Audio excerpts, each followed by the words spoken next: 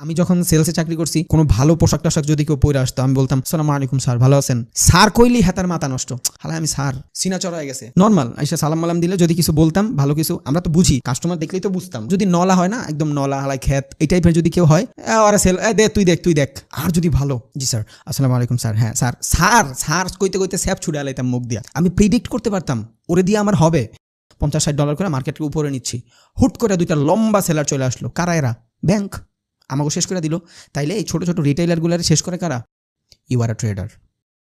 আসসালামু আলাইকুম, আশা করি আপনারা সবাই অনেক বেশি ভালো আছেন এবং আপনাদের দোয়ায়, আল্লাহ তাআলার রহমতে আমিও অনেক বেশি ভালো আছি। সো আজকে আমরা যে বিষয়টা জানবো সেই জিনিসটা হইল, একটা মানুষ ও যে কোনো জায়গা থেকে শুনছে ট্রেডিং কি, ইনভেস্টিং কি, বাট ও জানে না এটা কেমনে করতে হবে, কি কি স্টেপ ফলো করে আমার এটা শুরু করতে হবে এবং কেমনে আমি একজন ট্রেডার অথবা ইনভেস্টর হইতে পারবো। ওই জিনিসগুলাই আজকে স্টেপ